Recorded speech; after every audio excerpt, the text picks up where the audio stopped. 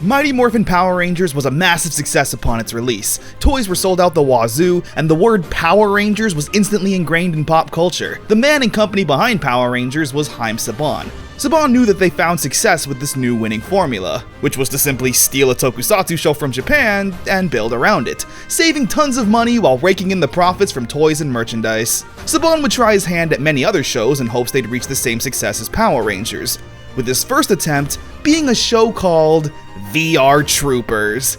Released in September 1994, just 1 year after Mighty Morphin's debut, meaning both shows would simultaneously be airing at the same time.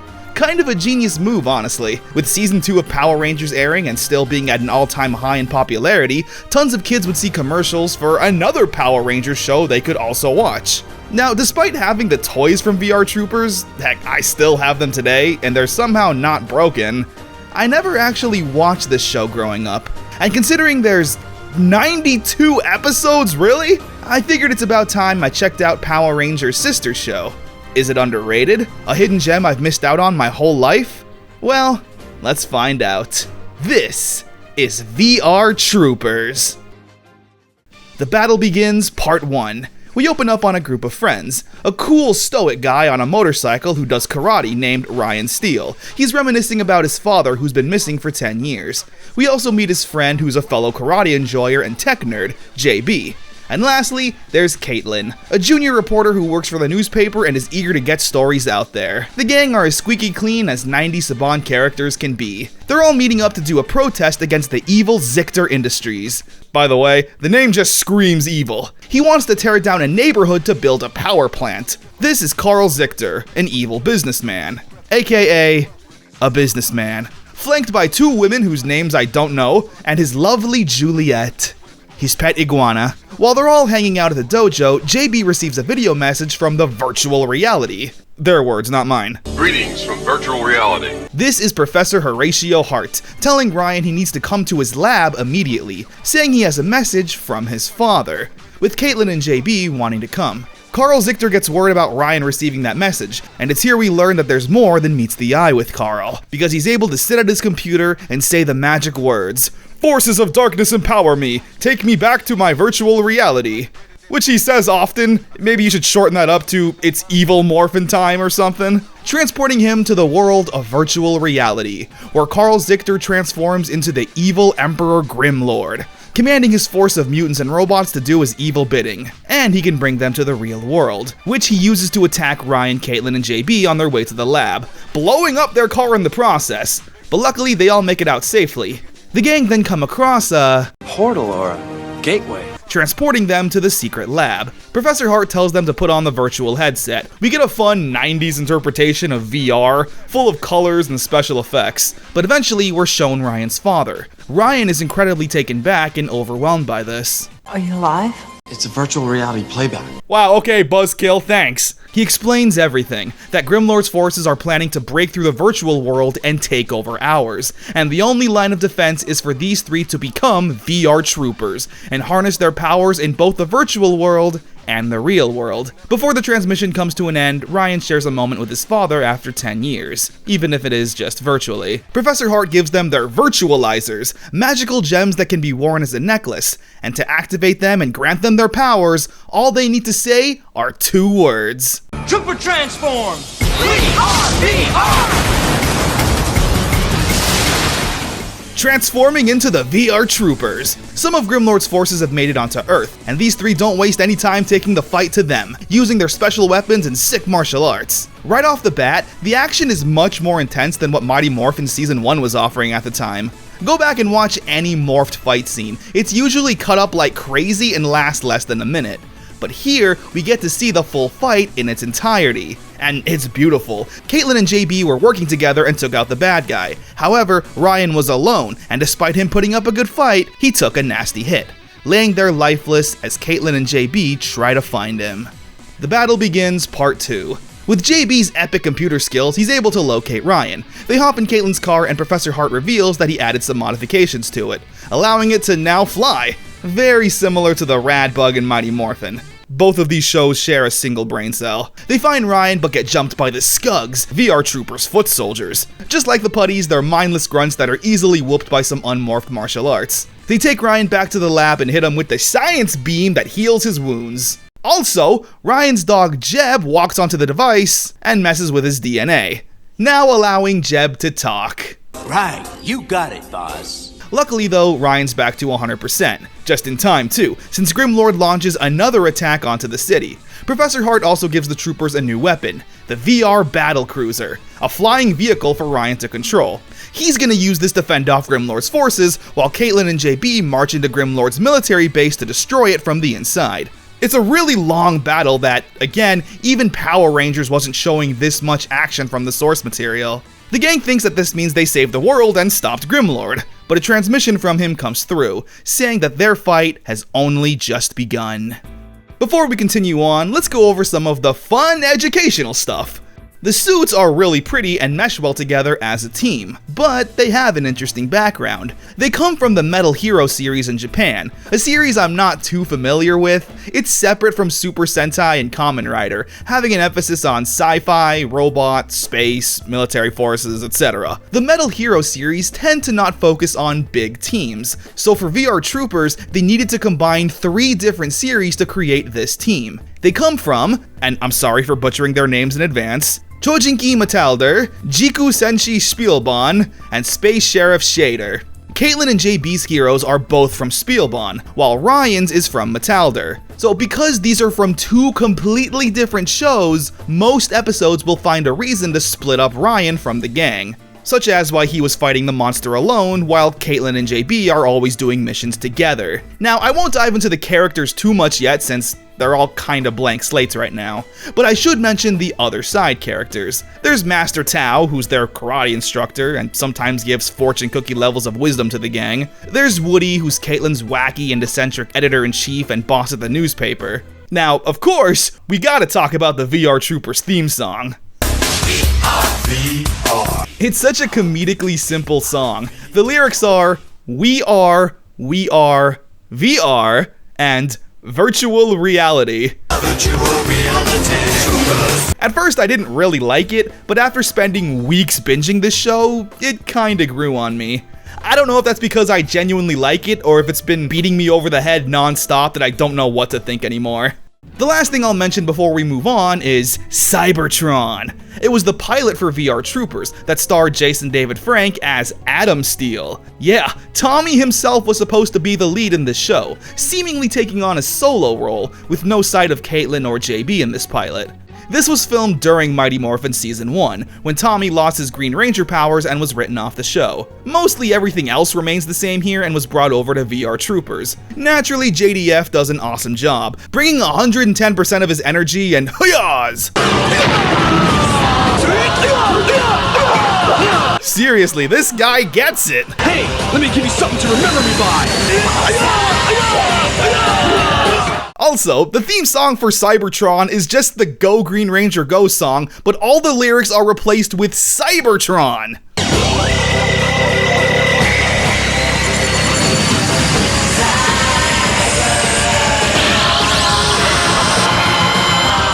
Very creative. Although, to be fair, Cybertron's opening song did come out before Go Green Ranger Go. Jason David Frank and Cybertron unfortunately never became a full series, considering Tommy was kinda the most popular character in Power Rangers and was brought back for Season 2 to be the White Ranger, which, fun fact, was originally supposed to be played by Brad Hawkins, aka Ryan Steele in VR Troopers. Also, to tie this back to Tommy one last time before we continue, the actress for Caitlin is played by Sarah Joy Brown, who played Heather in Power Rangers Zeo, acting as Tommy's possible love interest at the ski resort after him and Kimberly broke up. It always comes back to Tommy, doesn't it? But hey, with that, let's continue onward with VR Troopers. Error in the system. We open up on Ryan and JB rollerblading. They then see a runaway stroller with a baby inside and... oh wait, wrong show. Zictor then uploads a virus to Professor Hart's computer. The gang head to the lab to see what's going on, where a monster pretending to be Professor Hart tries to fool the team. Very badly, I might add. He's acting like a total jerk and everyone has a feeling something's up.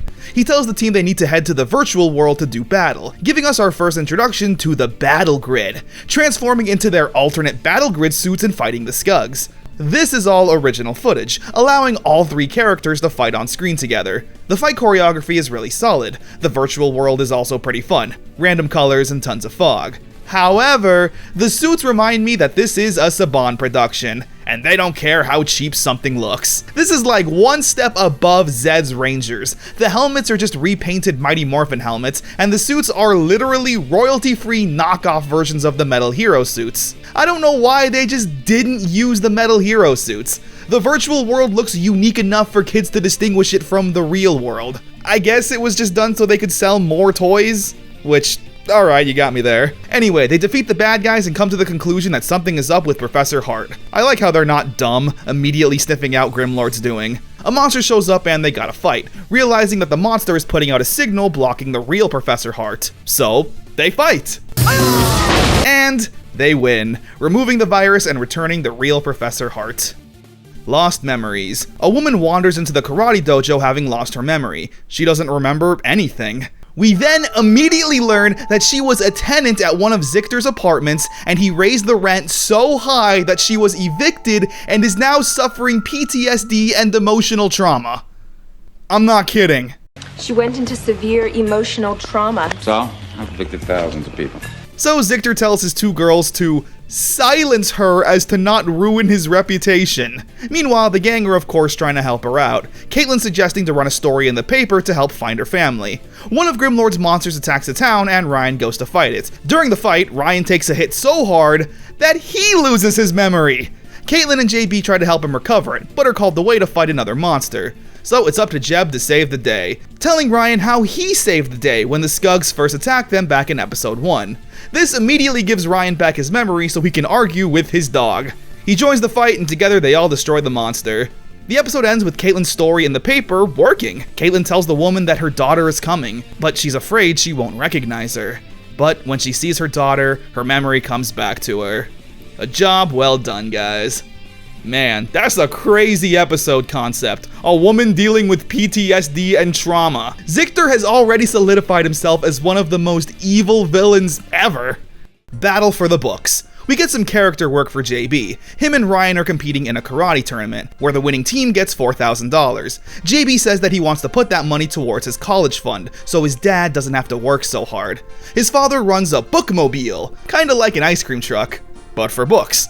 And Zictor, he hates that, with his new plan being to destroy all books so the public won't learn about solar energy and therefore he can build more nuclear power plants. The Skugs target the bookmobile and start attacking it, with Ryan and JB showing up to save him. Unfortunately, the bookmobile is damaged and JB's father is unsure if he'll be able to fix it, since the library cut his funds. Before they can continue to help, they get called to fight another one of Grimlord's monsters, where JB takes this personally, since the monster whose idea it was to destroy the bookmobile is here. So, JB destroys him in a very violent manner.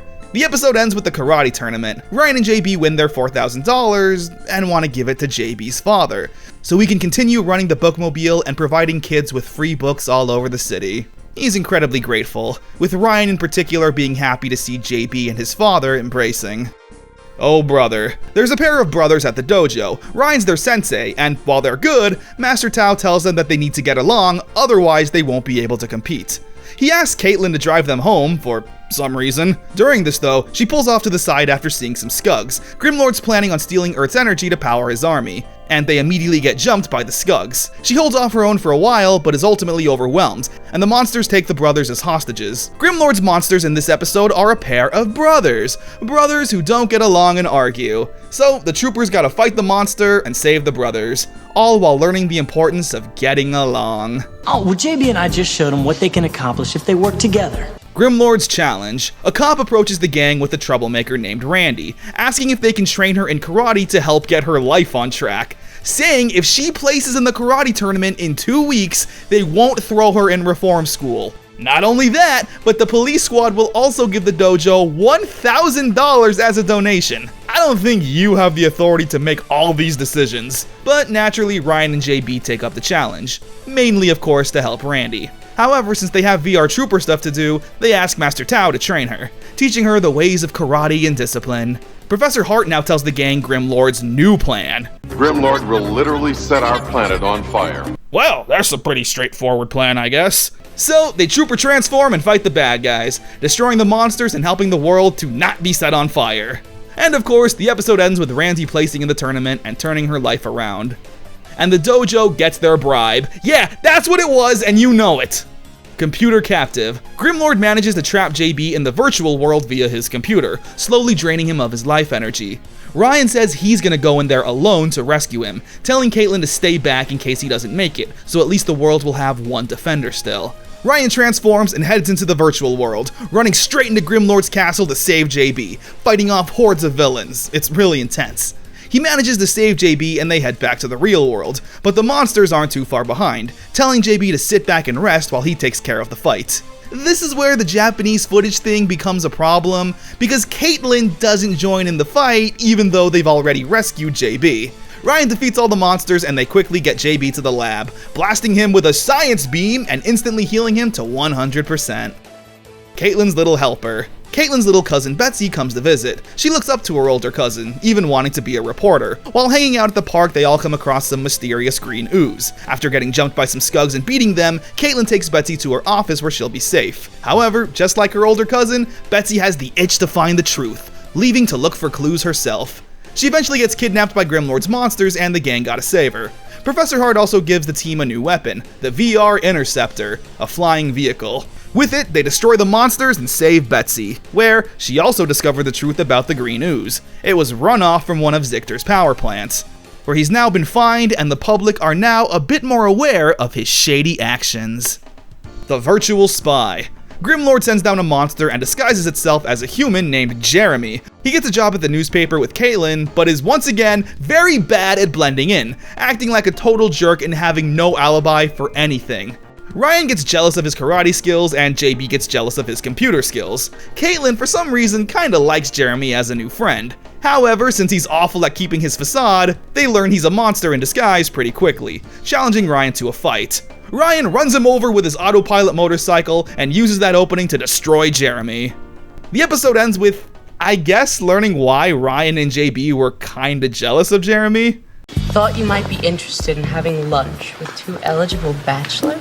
I mean, it's obviously played off as a bit of a joke, but the jealousy was absolutely real.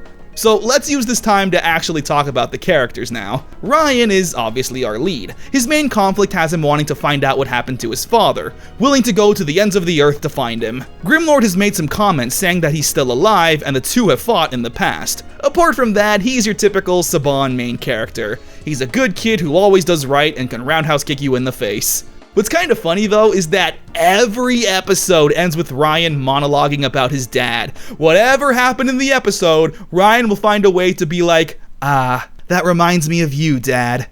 You were right, Dad. We're all brothers and sisters on this earth. But as Dad taught me, at least it lets you know who your real friends are. Seeing JB and his father reminded me of you, Dad. Just like you said, Dad. I miss you. Once again, Dad, you were right. But I'll always feel a little bit alone until I find you, Dad. How can I make this about my dad? JB is the brains of the team in terms of being a technology guy, but he's not an outright nerd like Billy. He's more like Ethan from Dino Thunder. Nerdy, sure, but can obviously hold his own in a fight and isn't a pushover. Caitlin is such a great character too. She's very headstrong and not shy, being a reporter and not being afraid of getting in harm's way. She's also tough, never backs down, but still of course has a sweet soft side. Compared to Mighty Morphin, which again was airing at the same time, it's crazy how these characters are so much more three-dimensional. They're more than just a single stereotype.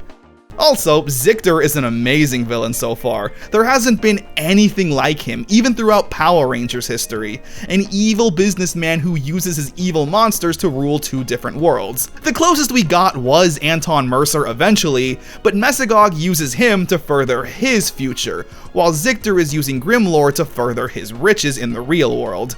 I'm really impressed so far. Let's continue.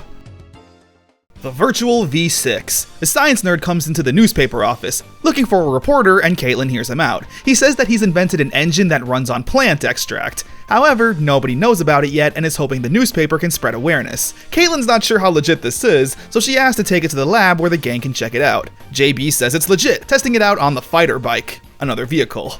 Meanwhile, Zictor gets word of this and naturally doesn't like it, since anything that's good for the environment isn't good for his nuclear business. So he sends the Skugs and monsters to destroy the invention and the scientist, leading to many fights, where together they all destroy the monster and get word of the scientist's invention. The episode weirdly ends with Caitlin asking him out on a date, and JB and Ryan are jealous. You see, there's definitely something here. No one's friend. We get introduced to a new character, Percival, the mayor's dorky and stuck-up nephew. He's able to get a job at the newspaper since his uncle's the mayor and Woody gives in easily. He's the comic relief, the Balkan Skull, the guy who's gonna get slapsticked and be the butt of all the jokes. Meanwhile, a Skug in disguise sneaks into the dojo and hits JB and Caitlin, putting them under a spell and turning them into jerks. It takes Ryan a second to realize that his friends don't hate him and are actually under a spell. However, they manage to transform and fight him. He's able to trap them in the lab while he fights the monsters that did this. He destroys the monster, saves his friends, and they join in for some more action to save the day. Dogmatic change. Zictor sees the gang hanging out at an animal shelter. "Blech! Disgusting!" he says to himself. This instantly gives him the idea to create a formula that transforms everyday animals into mutants to join his army, wanting to test it out on Jeb. He has a monster take on the role of a director filming a commercial for dog food. They pick Jeb, but of course abduct him when they get the chance. Grimlord actually manages to test out his formula, and it works, turning Jeb into a mutant. Ryan has to fight him, but of course doesn't want to hurt Jeb, able to bring him back to his senses with a big hug.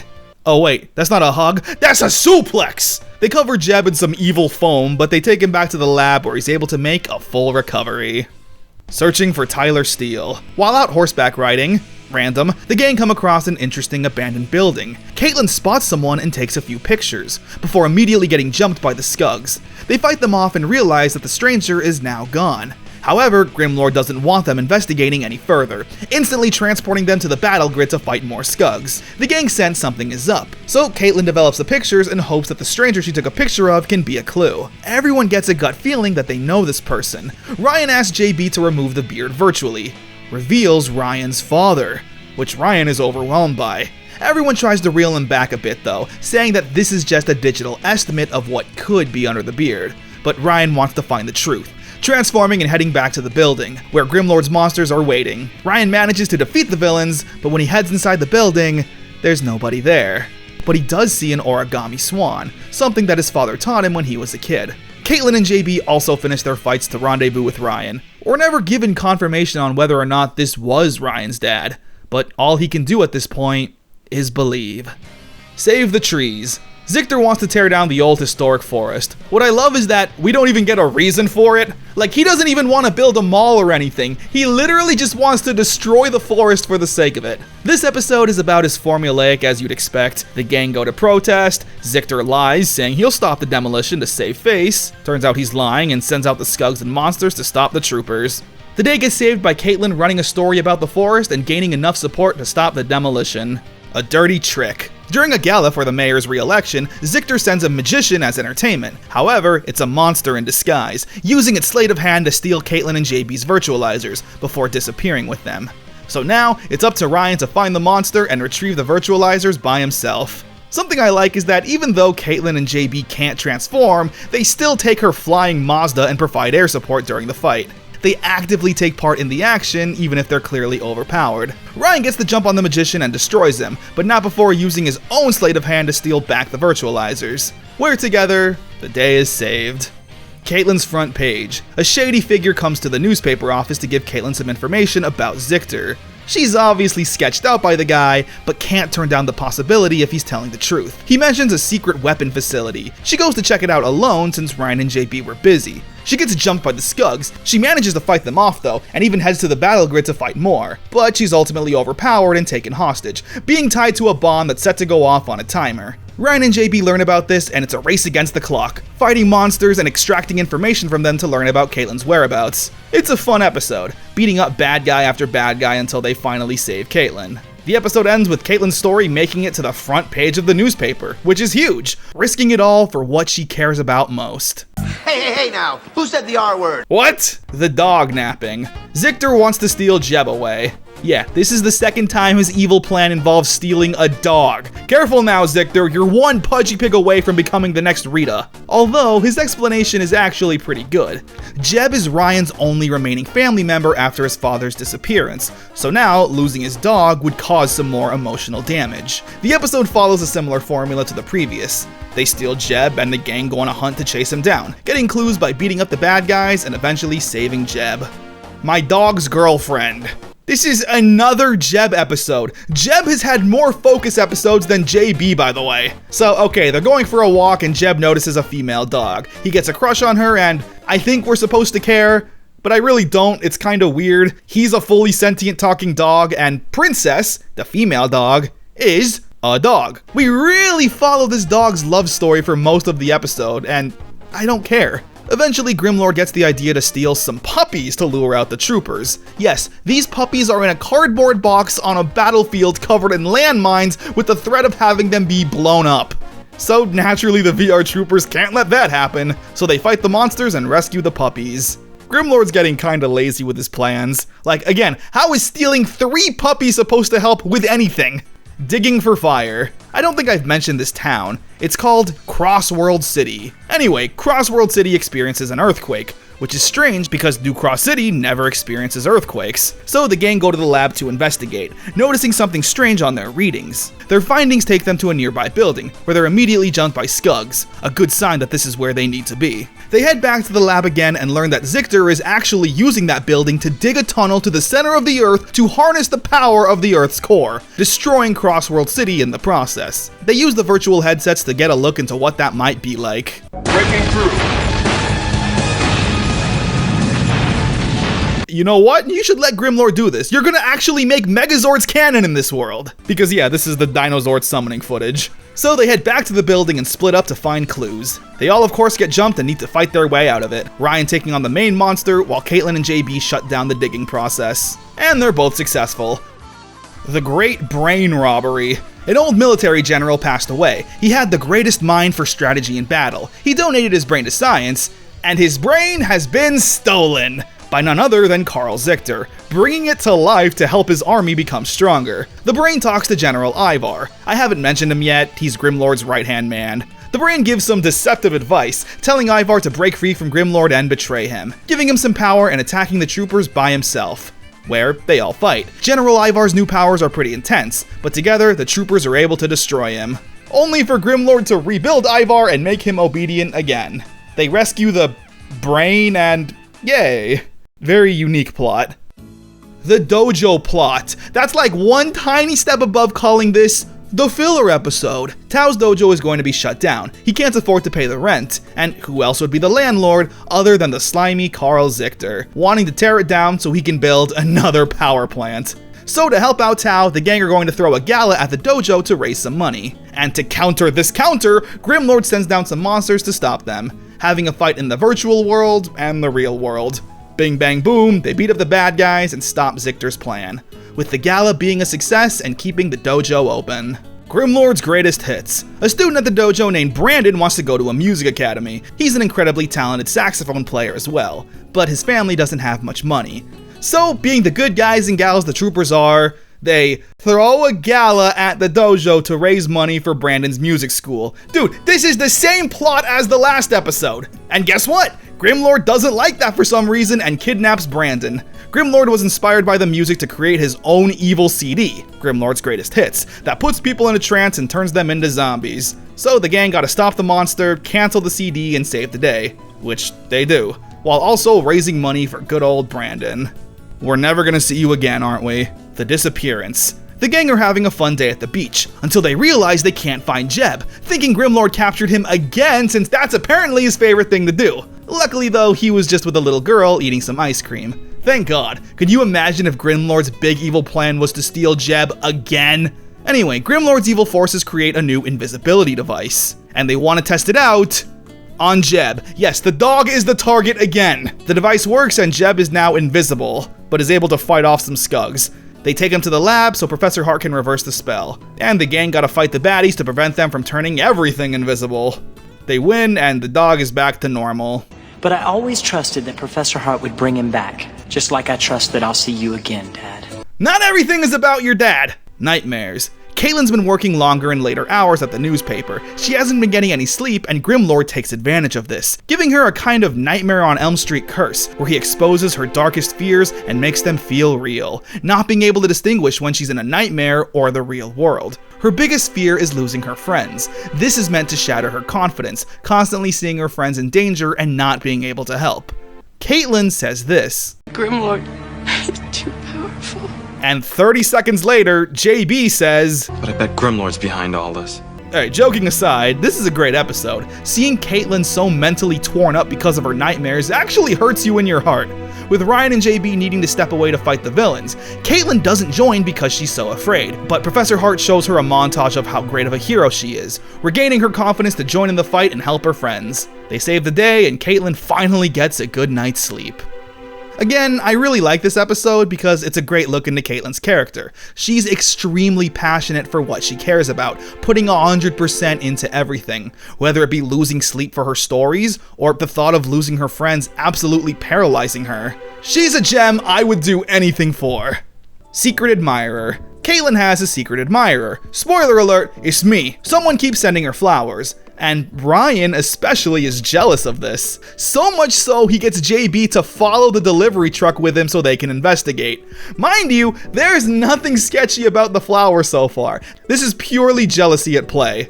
But it does turn out to be an evil plan by Grimlord. You see, these are the flowers of evil, where smelling them puts you under a trance, and Caitlin is now Grimlord's prisoner. So it's up to Ryan and JB to save her. Ryan needs to track down another flower of evil to create an antidote, while JB breaks into Grimlord's prison to save Caitlin. It's a fun episode that really works well with needing to separate the two action scenes.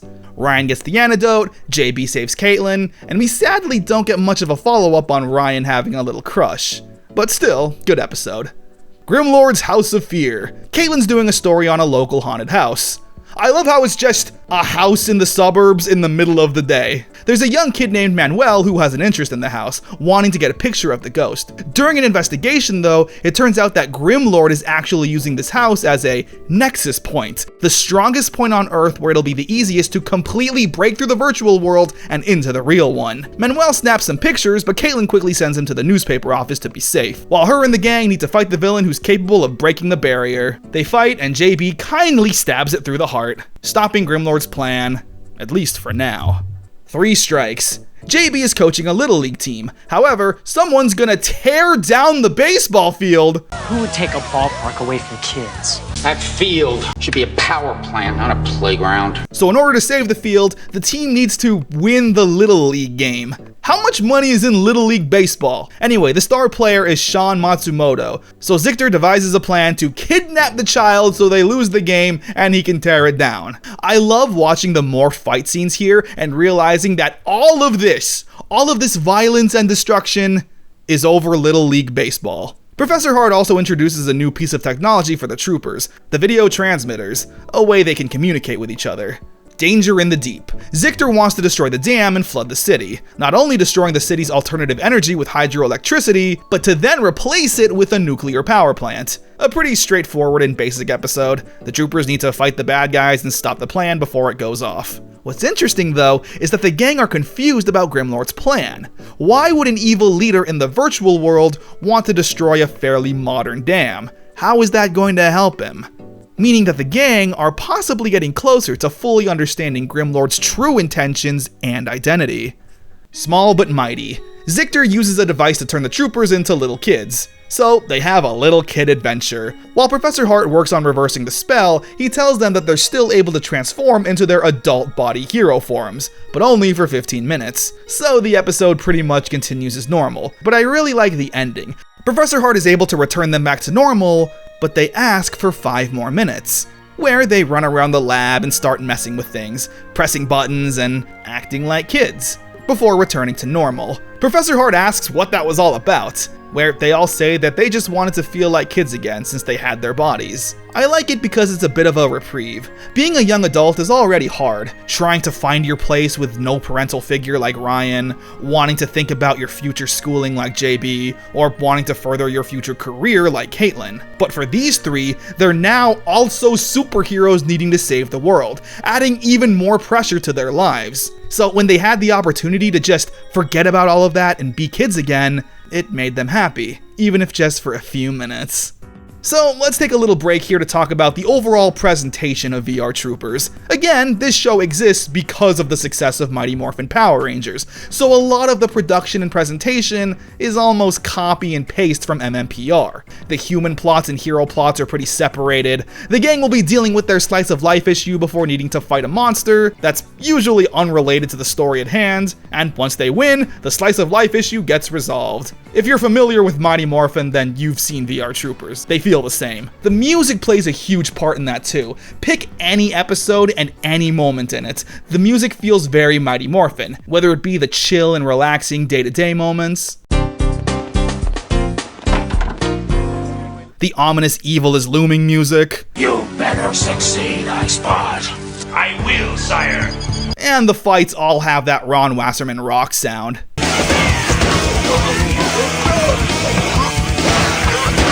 Then there's the similarities between the characters and locations. Tao's dojo is just the juice bar where the gang hang out and show off martial arts. Woody and Percival are just Bulk and Skull, comedy slapstick. Professor Hart is a less cool Zordon. Jeb is the quirky alpha sidekick. The beats can sometimes feel like Great Value Mighty Morphin, but it's really not that egregious in the grand scheme of things.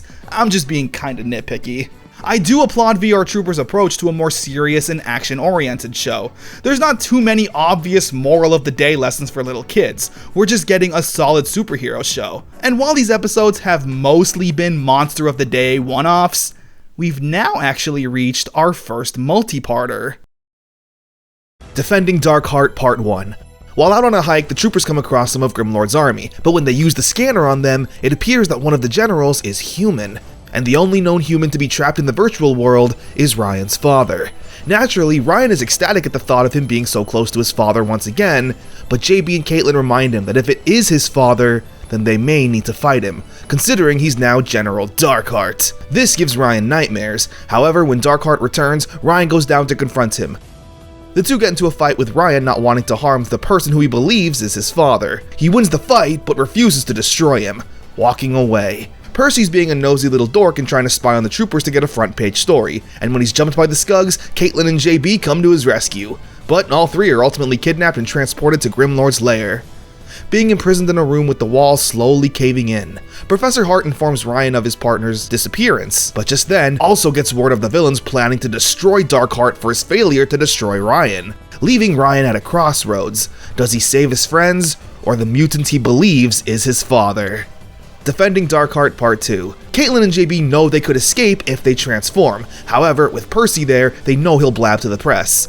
So, Caitlin gives him a smooch that knocks him out, allowing the two to transform and destroy the walls. Ryan heads to the quarry where Darkheart's being executed. He gets jumped by the Scugs and fights them off, with Darkheart's memory slowly coming back.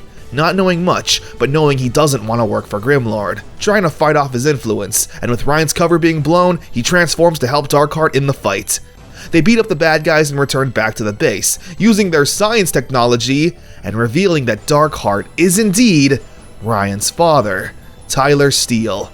His memory is still hazy and ultimately is still under Grimlord's influence. One mutant in particular is holding that power.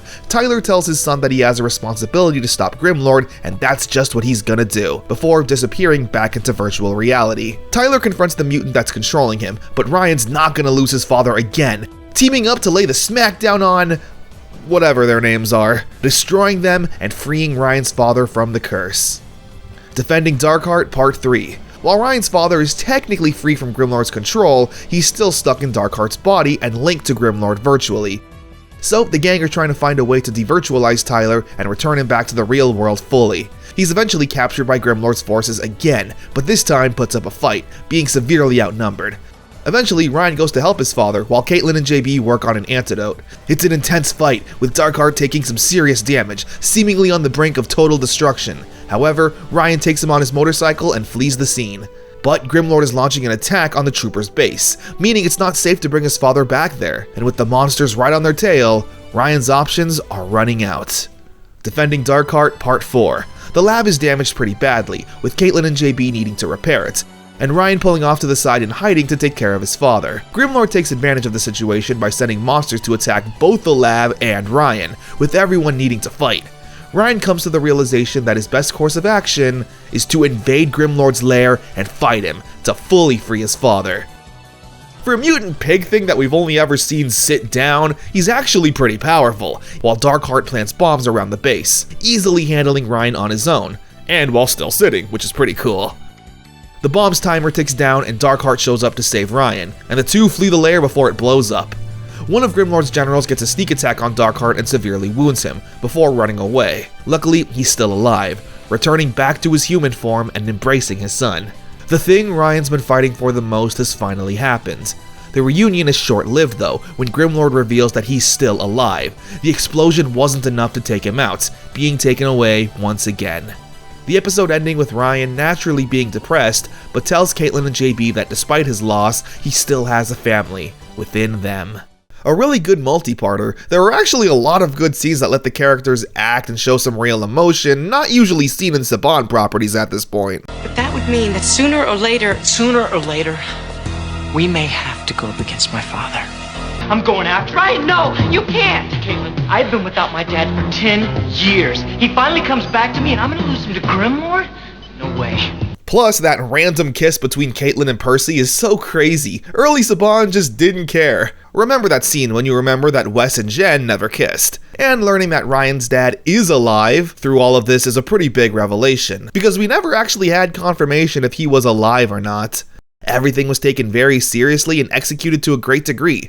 Serious acting, serious plot points, serious action, A+.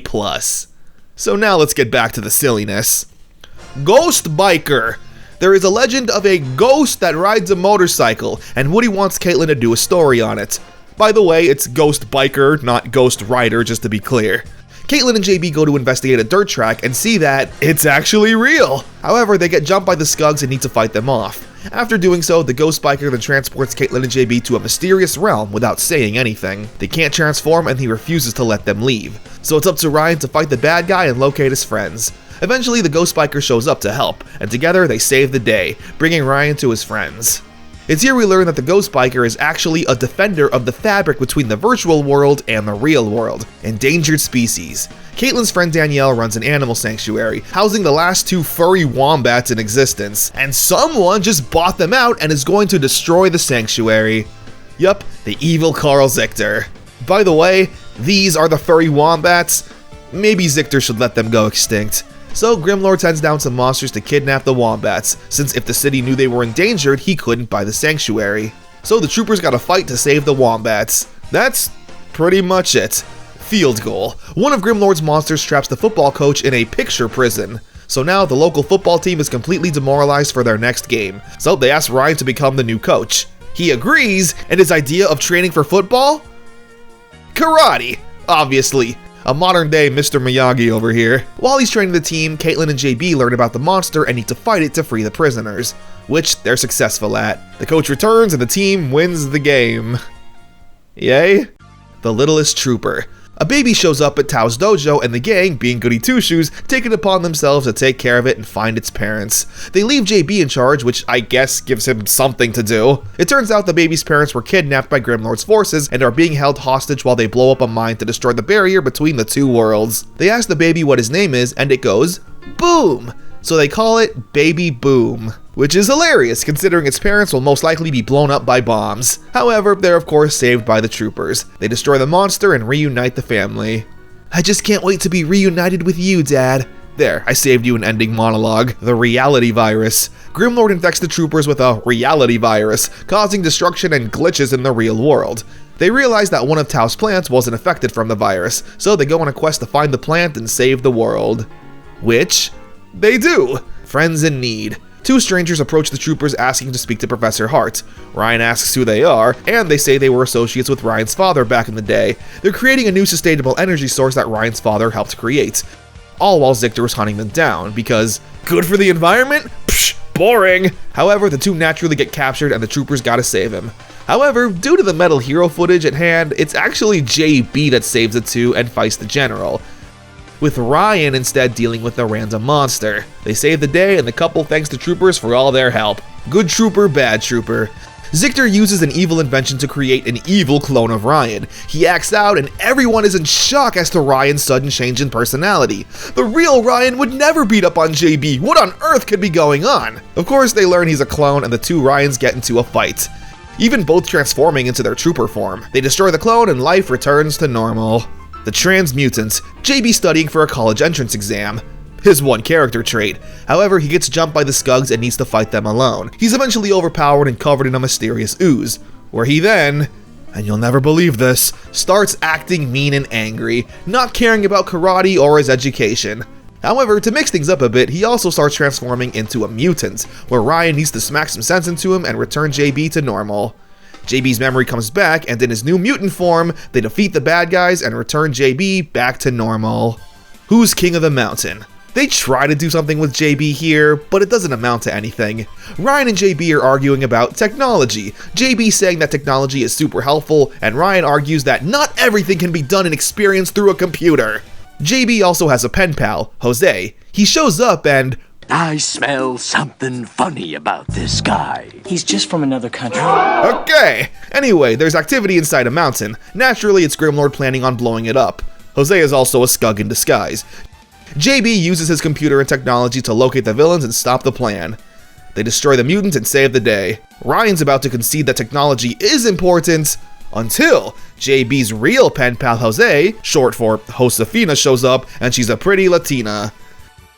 JB then says that technology can't do everything. Whatever that means. The Couch Potato Kid. Tao's nephew is visiting town. He loves playing video games and watching TV, which is awesome!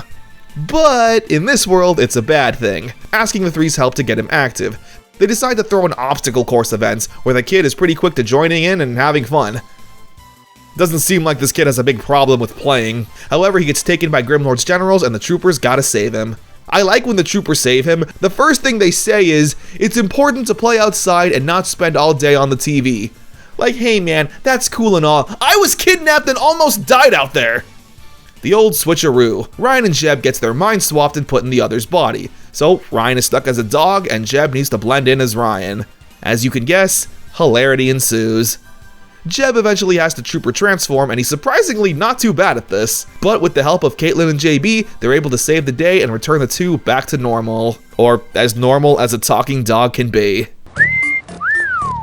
Fresh. Hey lady, I was talking to the dog. Race to the rescue. The gang see a kid getting bullied about an upcoming go-kart race. His cart's broken down, so Ryan and JB offer to fix it up and help him win. Professor Hart then calls the troopers to tell them that he requires some special crystals to assist in an experiment. Caitlin and JB offer to go to the cave to mine them. Grimlord gets word of this and doesn't like it, sending down a mutant to blow up the cave, trapping Caitlin and JB inside, being crushed by rubble and slowly running out of oxygen. They're not able to reach their virtualizers or contact Ryan, meaning all they can do now is hope. Professor Hart can't locate the two since they're under so much rubble. Ryan says he's gonna go investigate, but that's when Grimlord sends down another mutant to attack the city. Ryan wants to prioritize his friends, but without a known location, he's forced to fight the mutant and beat the information out of him. Caitlin and JB are slowly running out of oxygen. It's pretty gruesome, honestly. How did kids react to this at the time, seeing their favorite superheroes on the brink of death? Ryan successfully speedruns an ass whooping, getting the coordinates out of the mutants, and rescues his friends in the nick of time. The episode ends with that random kid's go-kart race. I forgot this was the main plot and not the near-death experience of Caitlin and JB. Fiddler on the Loose. Caitlin has a cousin named Keith who's from Ireland and plays the fiddle in a band where they promote saving the environment. What a mouthful. They have an upcoming concert about the dangers of dumping hazardous waste. Zictor gets word of this and is of course very upset, kidnapping Keith and using his fiddler energy to create a fiddler mutant. It's actually one of the cooler mutant designs. So the troopers need to defeat the mutants while first separating Keith's spirit from it. They do this by punching it a lot. The episode ends with a concert happening at the dojo, for whatever reason. Virtually powerless. While out at the arcade, one of the Skugs in disguise tricks the troopers into playing Grimlord's evil arcade cabinets, sending an electrical surge that fries the troopers' virtualizers, not allowing them to transform. They ask Professor Hart to fix them, but he says that it's a physical job, and since he's just a stupid head on a TV screen, he can't do it. So where can the troopers find a scientist who's handy in this advanced technology and that they can trust? Well, Caitlin knows just the person. Dr. Poindexter! Yeah, the same scientist that Caitlin asked out back in the Virtual V6 episode. They tell him that they're the VR troopers and need his help fixing the virtualizers, which he gladly assists with. Dr. Poindexter fixes Ryan's virtualizer, but gets kidnapped before he can finish the rest. So Ryan does battle with the mutant while Caitlin and JB rescue Dr. Nerd untransformed. He fixes the rest of the virtualizers and says he's so excited to tell his family that he knows the VR troopers. But just then, JB pulls out a Men in Black style memory wiper and completely erases Dr. Poindexter's memory of this entire adventure. Which kinda stinks, honestly. I think it would have made for an interesting dynamic to have another ally know the trooper's identity. New kids on the planet. While out camping, a spaceship crashes on Earth, revealing 2 alien children from the planet Sasnak. The troopers naturally offer to help fix their ship. While Professor Hart is working on that, the gang decide to show the aliens life on Earth. I love the 90s depiction of aliens, just regular humans wearing aluminum foil and saying they're from the planet Zigdorf and they speak Florm-Flam. Anyway, Zictor wants the aliens' powers, so he sends down the mutants to kidnap the aliens and the troopers gotta save them. Of course, what else is new? I'm realizing so many of these episodes just has Grimlord kidnapping random characters.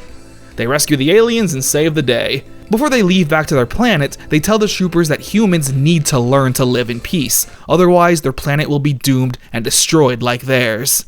Kinda ominous, but Ryan promises that we'll keep working together for world peace until it's achieved. We are so screwed. Message from space. Ryan gets a message from one of his father's old associates, Dr. Monroe. He says he has footage of his father's recent whereabouts, but they need to see the footage in person. While Dr. Monroe is heading into town though, he was abducted by Grimlord and the Skugs, creating a robot clone decoy in his place. Ryan doesn't know about this yet, and he gets into a fight with the mutants, thinking Dr. Monroe was a robot this whole time. Before Ryan opens up the briefcase, Caitlin and JB stop him, saying that something feels off. They take the briefcase to the quarry and JB uses an RC vehicle to open the case, revealing that it was a bomb that Ryan almost fell for, blinded by his excitement to learn about his father's whereabouts. They find the real Dr. Monroe and save him, now finally able to review the footage about Ryan's father. And it turns out he's alive, but was once again captured by Grimlord's forces. So basically what everyone already assumed. The Rise of the Red Python Part 1. Ryan and JB save a kitten from a tree. It's so hilariously generic, I can't help but love it. They take it to an animal shelter where they meet a worker there named Amy. She's new to town and recognizes the two from the karate tournament. She's interested in learning martial arts and befriends the gang. Zictor, for some reason, thinks she's the perfect candidate to become his newest soldier. They get jumped by the Skugs and the troopers fight them off, but they manage to kidnap Amy. Grimlord then puts a spell on her and transforms her into his newest warrior, the Red Python. He sends her back to Earth to keep gaining the troopers' trust, catching them off guard in a fight. She does battle with Caitlin. Despite having no real martial arts training, the virtual power has turned her into a viable warrior, beating up Caitlin so bad that she's knocked out cold and unable to return to her human form. Have the troopers met their match with the Red Python? Find out next time on Mighty Morphin Power Rangers. The Rise of the Red Python Part 2. Amy plans on attacking the city again, with JB saying he'll fight her, while Ryan works on returning Caitlin back to normal, beating up the Skugs and getting a device from Poindexter that'll help, and with it, he manages to revive Caitlin. Just in time too, since JB's fight with the Red Python isn't going too well. However, she needs to retreat since her body isn't reacting well to these new powers. Since also in her human form, we see Amy try to fight off the evil influence. The troopers use their science technology to reveal the identity of the Python. Not only that, but the power is so unstable that if she transforms one more time, it will end in her destruction.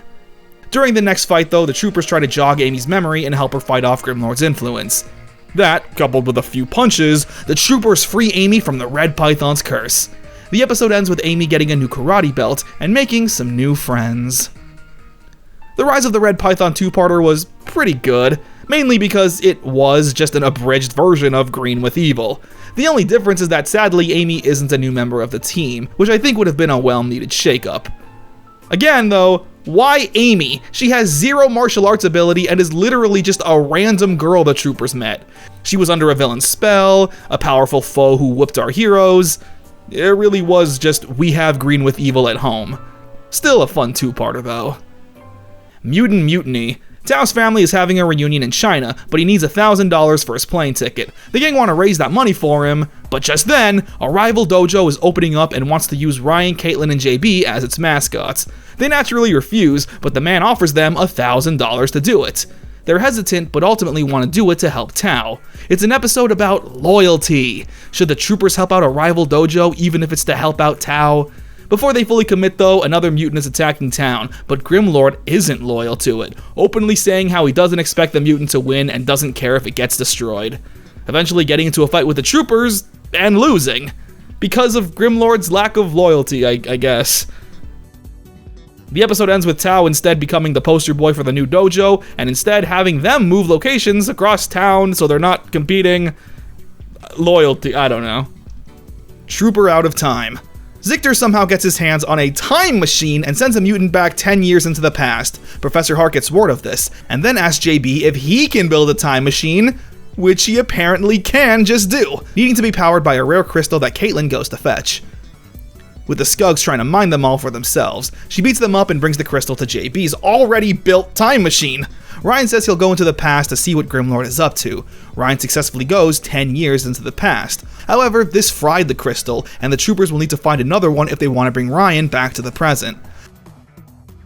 To the surprise of no one, we see that Grimlord wants to destroy Ryan Steele when he was just a child. When the Skugs attack, we get a bit of Ryan Generations, with both Ryans teaming up for the fight. I do like what happens next though. Ryan's father comes to get his son, with adult Ryan being in complete shock, but not being able to express his feelings. JB and Caitlin get into a fight with the evil forces trying to harvest the crystals for themselves. It's a big fight, but luckily they manage to snag one, bringing Ryan back to the present. I guess since the mutant failed to kidnap child Ryan, we're just never going to address the fact that both teams have the ability to time travel. Secret power. Tao's dojo is holding a talent show for kids, where they... No, seriously, we're just gonna forget about the time travel stuff? Alright, whatever. So this kid is a really good dancer but has stage fright, so the gang try to help him conquer his fear. Meanwhile, Zictor sends out a mutant that emits an obnoxious high pitch that really hurts Jeb's sensitive dog ears. So the troopers need to fight the mutant for Jeb. They do, and the kid overcomes his fears. Fantastic. I could really go for another multi-parter right about now. Oh? What's this?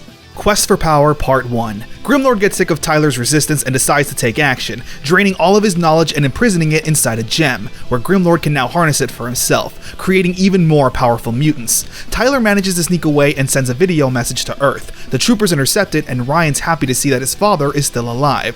Before they can think of a rescue plan, one of Grimlord's new stronger mutants attacks the city. The troopers get into a fight, and the mutant is clearly more powerful. However, they eventually manage to defeat it. Part 1 ends with Grimlord contacting Ryan just to mock him. You listen to me, Grimlord. If you touch him, I promise you... You're in no position to threaten me, young Steele. Once I have drained all the information from your father's brain, the trooper's days are numbered. Quest for Power Part 2. The troopers want to infiltrate Grimlord's lair head-on to save Ryan's father. However, Professor Hart says that there's a barrier around the lair that sets off an alarm if any human entity crosses into it. They want to learn more about the virtual world, and Professor Hart says all of Tyler's studies can be found in the archives at the library. They come across a lot of studies and information, as well as some childhood pictures of Ryan. Oh, Ryan, look at you! You were so cute! Were? They take it to the lab and analyze it in hopes to learn something. However, Jeb has a different idea, to infiltrate the lair himself since the scanners won't detect the dog, quickly getting caught by the Skugs and thrown in prison with Tyler. With no other choice now, Ryan infiltrates the lair himself, telling the others to stay behind in case Grimlord attacks Earth. However, this is all a part of Grimlord's plan, taunting Ryan to find his father while planning to blow up his own lair. A bomb is set to detonate in 2 minutes. Grimlord takes away Tyler, and when Ryan gets to the prison, he only finds Jeb. He wants to continue the search for his father, but Jeb says there's no time, and if they don't leave now, he'll never find his father. The bomb goes off, and Caitlin and JB can't find Ryan on their scanners. They continue to look, but he's nowhere to be found. What are we gonna do, JB? I mean, how are we gonna make it without Ryan? Quest for Power Part 3. The two eventually get a lock on some life. finding Ryan and Jeb under some rubble. Ryan doesn't want to waste any more time though, telling Caitlin and JB to continue the search for his father, since they couldn't have gone far. The scanner leads them to a cave, but this is once again another one of Grimlord's traps. But with the prism holding all of Tyler's knowledge, Grimlord is able to give the Skugs an upgrade, turning them into Ultra Skugs. And my god, are they just the ugliest things ever. But they're powerful, managing to kidnap Caitlin and JB. They're all being held prisoner inside the cave, with Tyler, who is completely comatose. The knowledge being drained from his mind has now also severed the connection to his brain. Ryan says he's going to save them, but Professor Hart says that his powers were badly damaged from the explosion, and that if he transforms again, he may lose his powers entirely. Ryan doesn't care though, and jumps in to save everyone, fighting off wave after wave of mutants, each one landing a devastating strike on Ryan. And when he's about to reach everyone, his powers fail him, demorphing back into his human form. Completely weakened, but still managing to save everyone. They head outside, where Ryan's virtualizer completely disintegrates. Professor Hart was right. Ryan's powers are no more. The episode ends with the troopers trying desperately to awaken Tyler Steele. The Quest for Power Part 4. So here's where things really get shaken up with the show. Zictor destroys his evil crystal in exchange for the Tyler Steele gem. This grants him a new base of operation, as well as a new body that can do more than just sit. Not only that, with Tyler's knowledge, he's able to create new generals. There's Despera, his new right-hand woman, Doom Master, this talking head in the wall, and the Vixens, 5 powerful kung fu babes. All of which have the cheapest and gaudiest costumes I've ever seen. Like, this is the stuff that makes you look low rent. Plus the Ultra Skugs looking as ridiculous as they do, when I thought the original Skugs already looked goofy, isn't a great look. But yeah, these are our new villains, with General Ivar and Colonel Icebot still being present. With no other options, the troopers go to Master Tao in hopes that his alternative medicine can heal Tyler, which it can, bringing him back to consciousness, and finally having the father-son reunion we've been waiting for. However, it's not all sunshine and rainbows, since Grimlord is now more powerful than ever.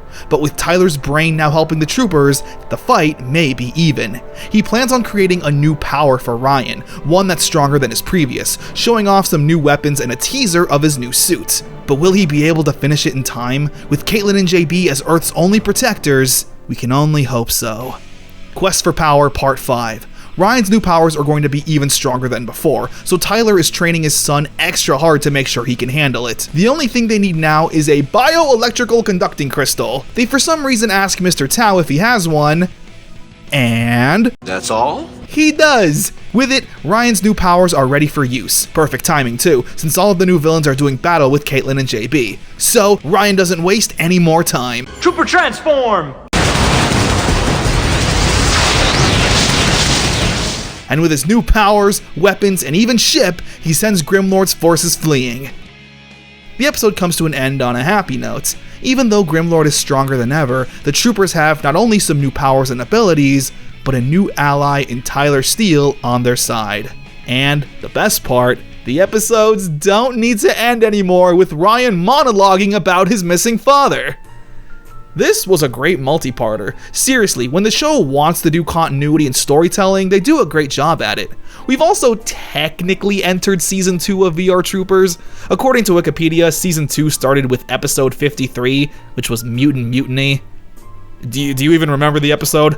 I think this mix-up was a good choice. The villains in particular, I guess, is the best part. Even though they're cheap Halloween costumes, at least they're all original footage, and you can do more with that. I can already see the Vixens playing a part in swooning over the troopers in their daily lives. As for Ryan's new suit, it's actually pretty genius to just swap it out and have a whole new catalog of episodes to work with. These suits, in my opinion, aren't really as iconic or beloved as the Mighty Morphin suits. I think they're cool, but they kinda have the vibe of a generic robot suit. I don't think any kids were losing sleep over Ryan's original costume not showing up anymore. Maybe they'll do more with Caitlin and JB, since Ryan's story has essentially, at least for now, come to an end. But I guess there's only one way to find out. Fashion victims. Caitlin's running a story on a fashion designer for the newspaper, and she needs some models to, well, model her clothes. So she offers the services of Ryan and JB as models. This, for some reason, angers Grimlord, so he kidnaps the designer and the troopers gotta save her.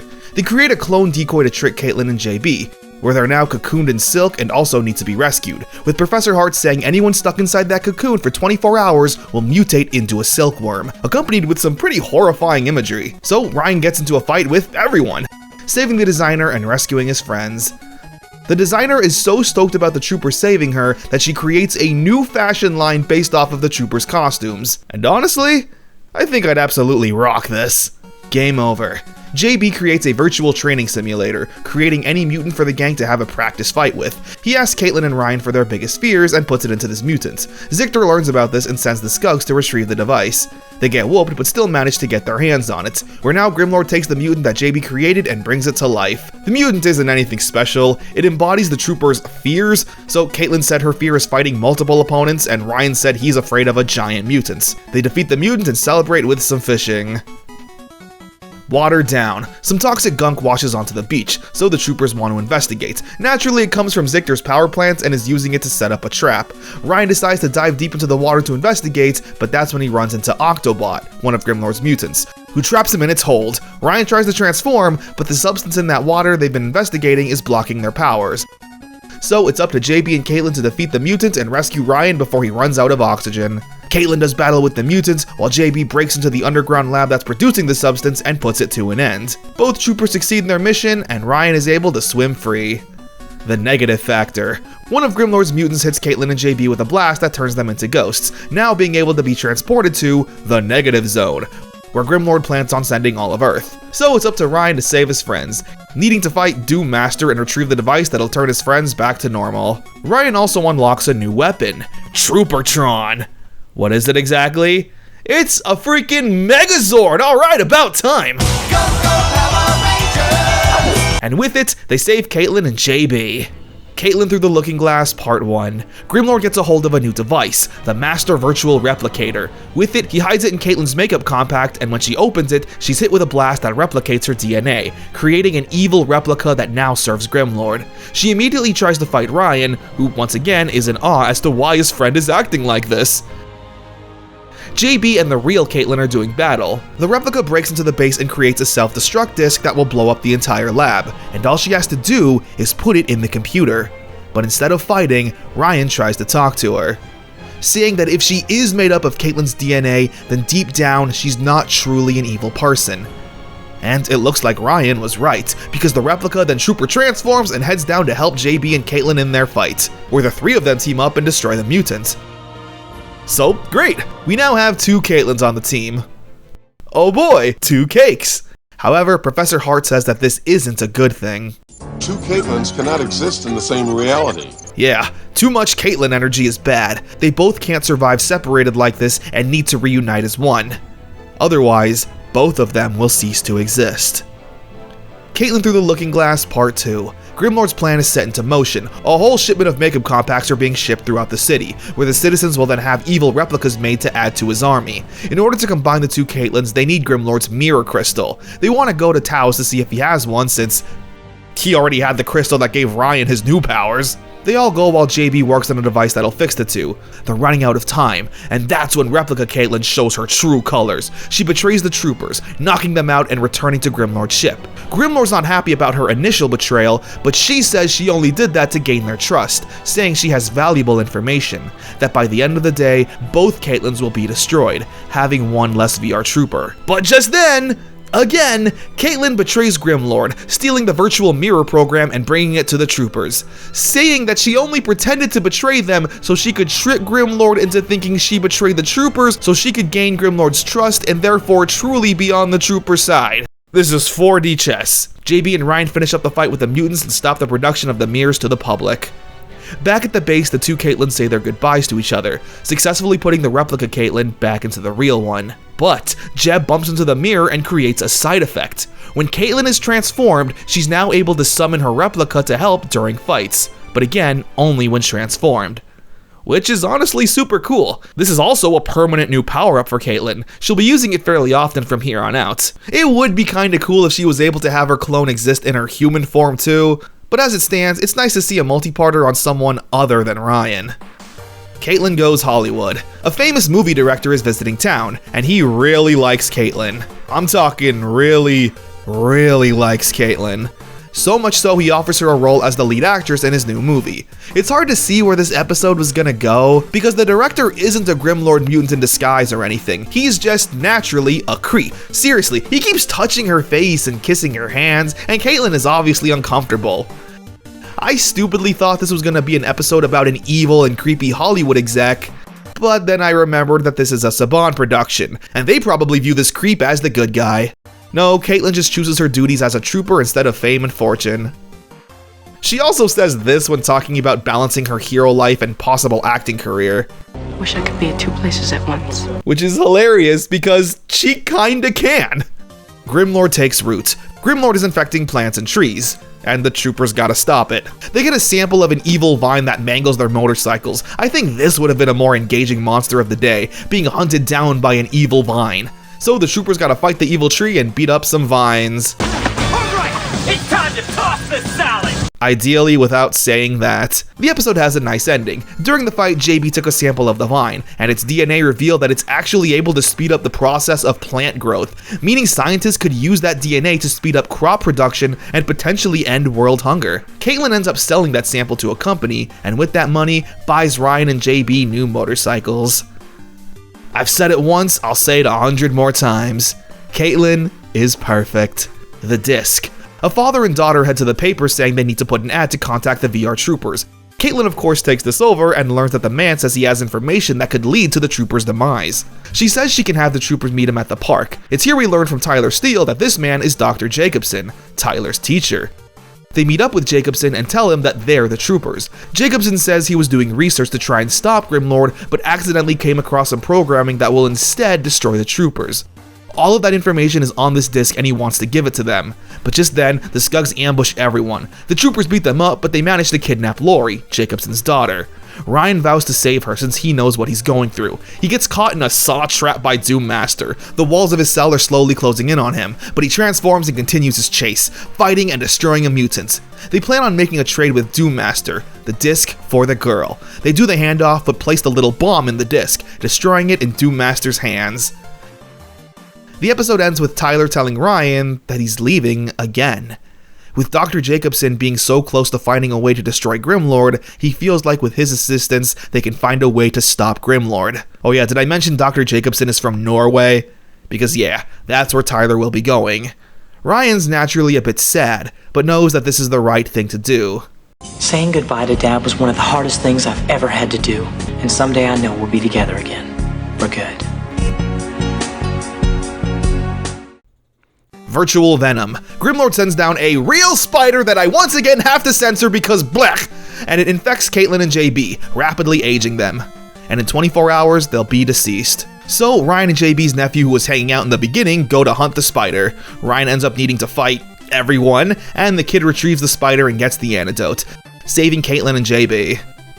Oh yeah, I forgot to mention, Grimlord now sends Ryan specifically to the Indigo Dimension, which is literally just a fight in the quarry, but the screen is now blue. I don't know why this exists. New World Order. Ryan joined a biker gang, okay? But they're all of course nice sweethearts who just want to help the community. But when they put on their helmets, Grimlord sabotaged them with a brainwashing device, turning all of them into mean jerks, including Ryan, who now takes orders from his evil motorcycle. They also kidnap Percy and are just relentlessly bullying him. But it's hard to tell the difference from how the gang normally treat Percy. So Caitlin and JB gotta do battle with Ryan's new biker gang. They learn that the helmets are controlling everyone and take them off by force. Ryan apologizes to Percy for being a bully, only to then immediately bully him afterwards. Grimlord's children. Grimlord now wants the brainwashed children to be part of his army. Why exactly? Since they're all just so annoying and small. I have no idea. There's this one troublemaker who always lies, and when he sees Grimlord's plan and tries to tell everyone, no one believes him. Ryan and Caitlin get trapped, so it's up to JB to save them and stop the children imprisonment. He does that, and that's about it, really. The entire first half of this episode is dedicated to just showing how annoying these kids are. The Millennium Saber. Ryan buys a cool sword at a yard sale to give to Tao, mainly as decoration for the dojo because it looks cool, but it turns out that this is no ordinary sword. Tao recognizes it as the Millennium Saber, a powerful sword that gets godlike invincible power one day every 1,000 years, and tomorrow just so happens to be that day. So naturally Grimlord wants a hold of it, sending his army to get it, trying to chase down the troopers and get the sword. There's not much else I can commentate on apart from like, Ryan gets into a fight, and then Caitlyn gets into a fight, and then JB gets into a fight. It's a fun episode, but that's the extent of what I would be saying. Eventually, Ryan charges up the sword and uses it to destroy the mutants as well as the sword itself, not letting that power get into anyone's hands ever again. And as for Tao, he gets nothing. Grimlord's Dark Secret Part 1. The troopers are for some reason treasure hunting with a guy named Nebraska. You get it? He's an Indiana Jones knockoff. Anyway, Nebraska, such a stupid name by the way, comes across the Box of Isis, an ancient box locked by a hieroglyphic puzzle, but if it's solved, it will transport whoever opens it to a far-off realm. Zictor is very worried about this though, since that particular realm holds a book containing all of his secrets, including his secret identity. Caitlyn takes the portal and it leads her to Grimlord's ship, where she overhears him reveal that he has a human secret identity. She breaks free and returns back, now using the book to open up a portal to the secret pyramid dimension. But Doom Master is hot on their tail, using a weapon that turns Nebraska, Caitlyn, and JB into stone.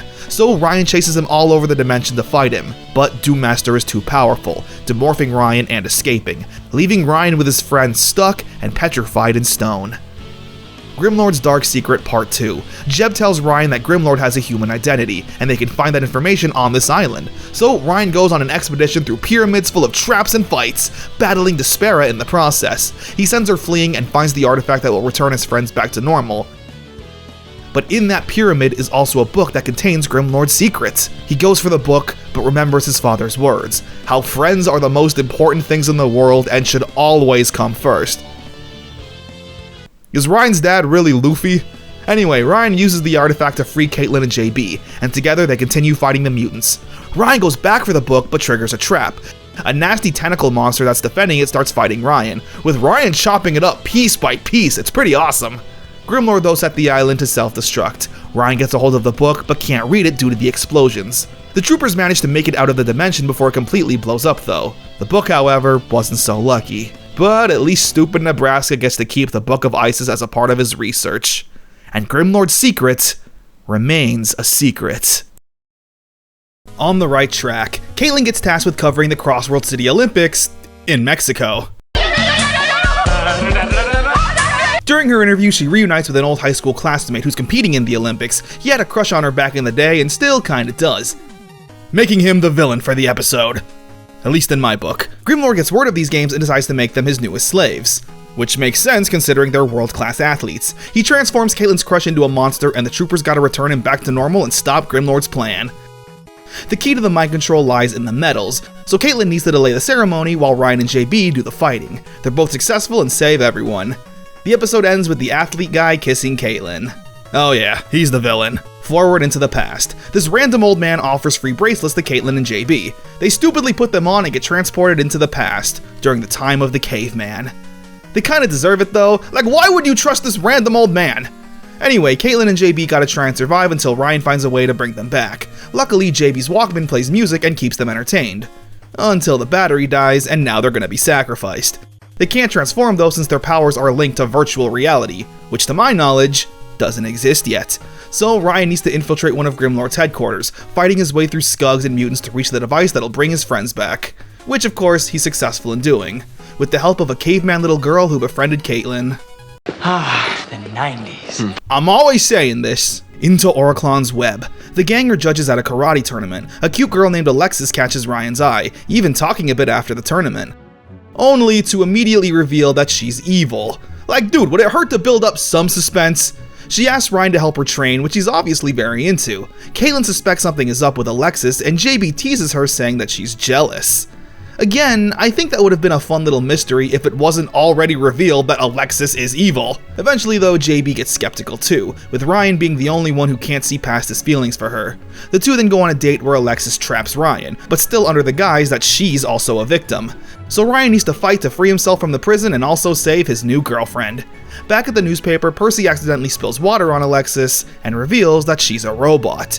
She causes mayhem, but the two can't transform, considering everyone will learn their identities, so they try to fight the robot in their civilian forms. It's pretty admirable, honestly. They're so clearly overpowered, but they feel like this is the right thing to do. This entire scheme was Oriclon's doing. He's the giant face on Grimlord's wall. Ryan does battle with him, and it's pretty awesome. This giant floating head with tentacles is pretty intimidating.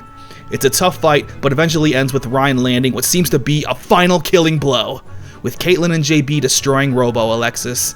Ryan rushes back asking if Alexis has come by, and Percy's the one who breaks the news to Ryan, that she was a robot. Ryan's hurt, but more so at the fact that he trusted this random girl over his friends, who were trying to tell him they felt something off about her. And the episode ends with Ryan actually giving some solid advice to everyone. It's easy to fall for someone new and exciting, especially when they tell you things you want to hear. But real friendship takes time and effort.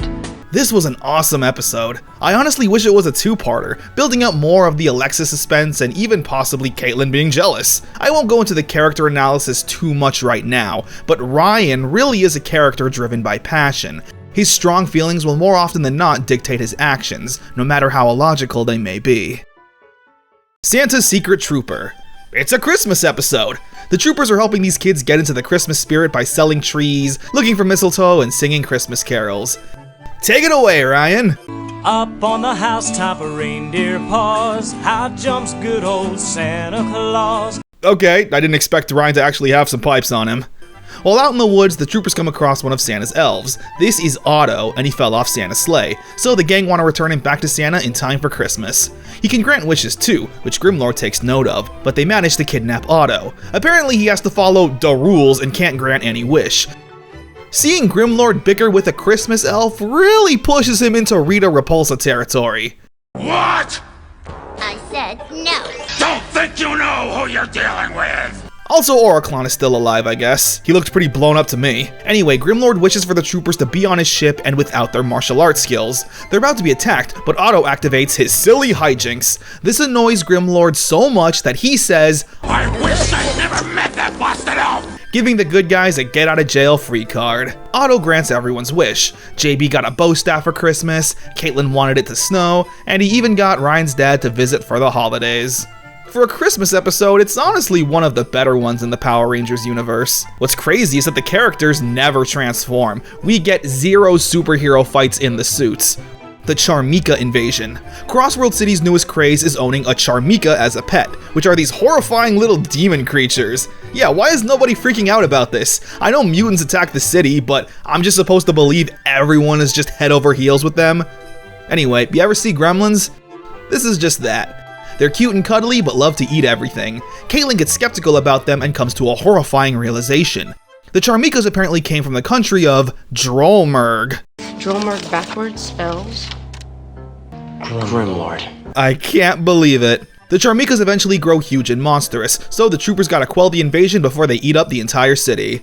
It's a fun play on Gremlins. But it's like if in Gremlins, you had superheroes with super blasters show up to punch them in the face. Sounds like a masterpiece to me. Dream Battle. Grimlord hits the troopers with a sleeping spell that transports them to a nightmare world where Grimlord has taken over Crossworld City and the troopers' identities are known to the public.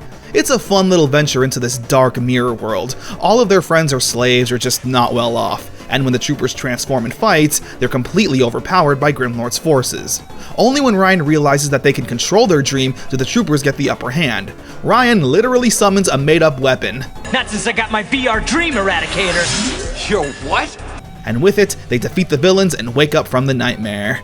A hard day's mutant. The singer of a popular rock group comes to say hi to Caitlin, clearly having a crush on her, making him the bad guy. Caitlin hears that a homeless shelter is closing down, so Caitlin recruits the band to play a fundraising concert to save the shelter. Zictor sees the power of influence this band has over people and wants to harness it for their own evil deeds. So he kidnaps the band and zaps them of their talents, giving it to a mutant. So the troopers gotta fight the mutant and return the talent back to the band. One of Grimlord's weaker plans. Magnetic attraction. Percy accidentally uses a magnet and wipes Caitlin's computer. This gives Grimlord an idea to use a magnet mutant and magnet technology to interfere with the troopers' powers.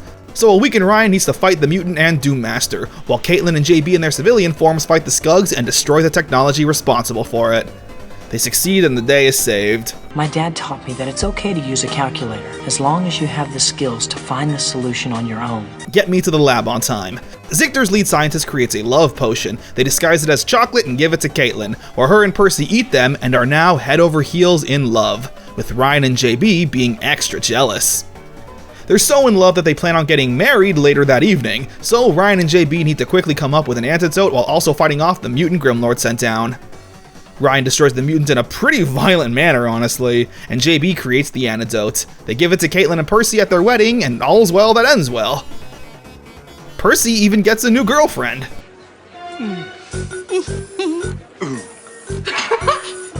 Okay, Ryan, that's strike 2, or one more and you get the Google Doc. Grimlord's big breakout. Zictor breaks out a dangerous convict out of prison, Nutty Nichols. It's Nichols. I don't like the nickname Nutty. Zictor says he wants to scan his brain to make Nutty Nichols even more powerful. He agrees, and Mr. Nutty ends up becoming a Frankenstein monster, so the troopers need to stop him without actually destroying him, since he is a human. But he's also Crossworld City's most dangerous and notorious criminal, so I imagine he's knocking on death's door regardless.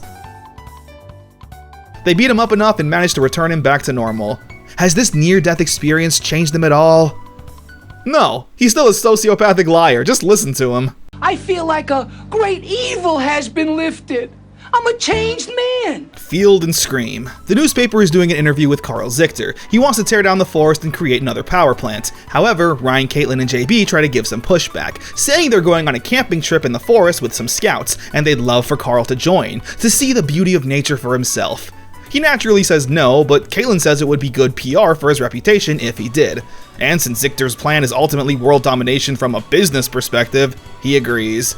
It's a really fun episode, honestly, mainly because we rarely get Zictor and the troopers interacting in their human forms. Zictor shows up in a suit and is clearly inexperienced with camping. It's kinda charming, honestly, seeing him try to present himself as a good guy for the press. Eventually he gets fed up with it and tells Nighttime, who's another new general, she showed up during the Dream episode and I guess is now a permanent villain, she sends the mutants to attack the city, with the troopers needing to leave one by one. Again, an interesting dynamic, since Zictor knows who they are, but they have no clue who he is.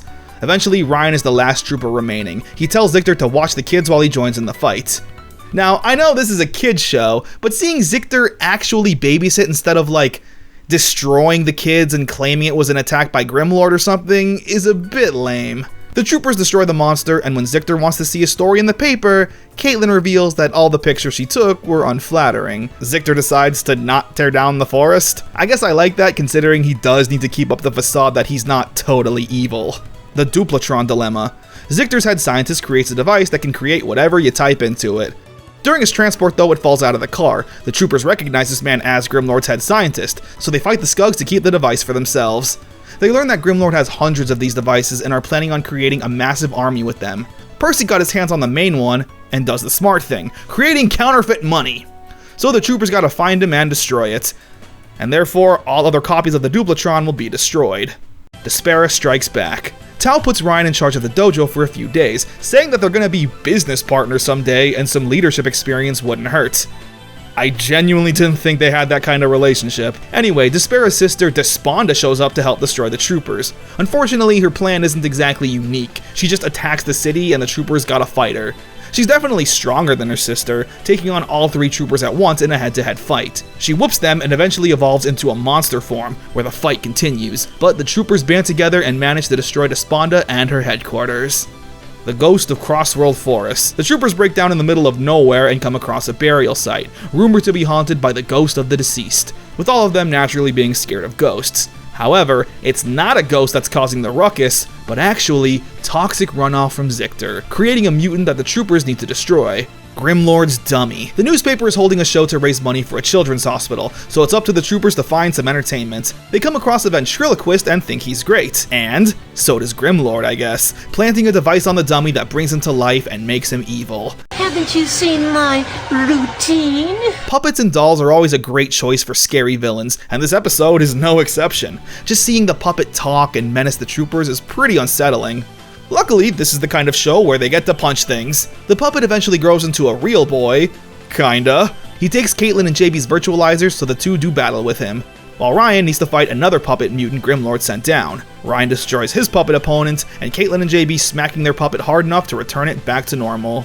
It shoots a blast and Caitlin reflects it with her makeup compact, frying the mind of the controlling device. What's the moral of this episode? Puppets are still scary. Time out. We don't waste any time. The episode starts off with everyone on Earth frozen in place, with even Zictor being confused on what's happening. It turns out Nighttime, yeah, this villain, has betrayed everyone and is working on his own. So now we have an interesting dynamic, where both the troopers and Grimlord want to stop Nighttime. He has a huge device controlling the time stoppage, however, he also has Skugs defending it and they get into a fight. Meanwhile, Colonel Icebot and General Ivar are doing battle with Nighttime. I always love when the villains get to act as temporary good guys, even if not for virtuous reasons. And together, the villains actually manage to destroy Nighttime.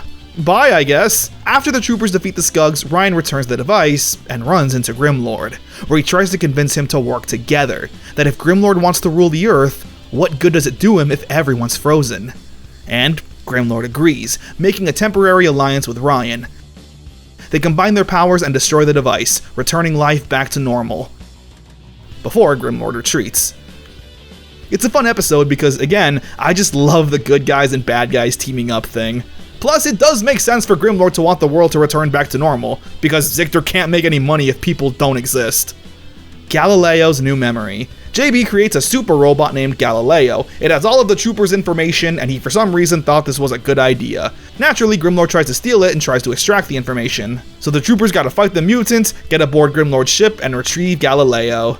Which they do. Now having a new alpha-like ally. Next episode is... oh. No, that's it. I'm not kidding. That was the final episode of VR Troopers. Oh brother, are you kidding me? I binged this entire show and I don't even get a proper ending? What happened? Well, a few things actually. VR Troopers ran from 1994 to 1996, and the ratings were actually really good. Almost just as popular as Power Rangers, especially considering during this time, Season 3 and Alien Rangers weren't exactly setting the world on fire. But as for VR Troopers, one of the reasons leading to its cancellation was simply running out of fight footage. Apparently, a lot of fights in the Metal Hero series have the characters fighting humans, with a lot of close-up shots of their face, meaning you need to find doubles that look like the source material, as well as needing to badly dub them over. Not only that, but I'm sure it would be harder to get those censors past the networks, since two humans beating up on each other is perceived as more violent than a trooper fighting a rubber-suited monster. There also just wasn't apparently that many fights in these Metal Hero shows, at least compared to that of Super Sentai. But the biggest reason for VR Troopers being cancelled was another Saban show that was about to start up that same year. Big Bad Beetleborgs. I guess Saban just didn't want to overlook too many shows at once, so instead of giving VR Troopers an ending, they just pulled the plug and focused on their new shiny Beetleborgs toy. Apparently there was a rumor that Season 3 would happen, this time adapting yet another Metal Hero series, Blue SWAT, which looks like this. Yeah, no offense, this looks like trash. But it would have been a true final season that had the troopers defeating Grimlord for good. As it stands though, the show remains unfinished. Which really sucks because I love VR Troopers. Yeah, I came into this show completely blind and honestly expecting a bit of a 90s train wreck, but I was pleasantly surprised with how good it was. You do have to kind of compare it to Season 1 of Mighty Morphin since that was just the formula at the time. And as a monster of the day, turn on the TV on a random Tuesday afternoon and play a random episode show, it was great. Mainly with the tone shift in the action. VR Troopers was syndicated, giving it more flexibility in its content. So because of that, as I mentioned earlier, the fight scenes were allowed to be more extended and even violent sometimes. The characters were also all very likable, considering they didn't really have much to work with. Ryan was the only character who had a story. He wanted his father and was willing to go to the ends of the earth to get him back. Ryan's a passionate character who thinks with his heart over his brain sometimes, a noble hero who jumps into the fire first before thinking about the consequences. Also, there was a rumor that apparently the Gold Ranger in Power Rangers Zeo was supposed to be Ryan Steele, connecting the worlds of both Power Rangers and VR Troopers. I think if you weren't gonna make Billy the Gold Ranger, that would have been the next best thing. Caitlin was probably my favorite character though. Love aside, she was such a strong role model for girls, never took the back seat or backed down to anyone. She was caring, strong, lovable, like I said, perfect. JB definitely had the least character moments, but he was always a strong presence. It was him who was usually creating the devices or solving the problems that couldn't be solved with fists.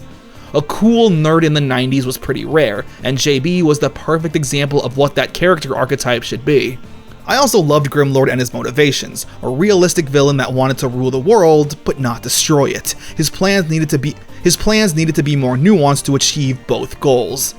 Although I wasn't a fan of the side characters, Woody and Percy being a bootleg Bulk and Skull just didn't work. Percy showed up in every episode, and it always ended the same way. He would do something obnoxious and then get covered in paint or something. Professor Hart wasn't as cool as Zordon since he's not a floating head. Master Tao was not really much of a mentor at all. He was just a guy who did karate. It felt like these characters just existed to fill up space. VR Troopers is such a unique piece of the 90s, a live-action show for young kids, possibly going for an older demographic than Power Rangers. The fuck is that? You can follow all the actors on social media and look up interviews with them on YouTube. They all seem like sweet people who deserve the best.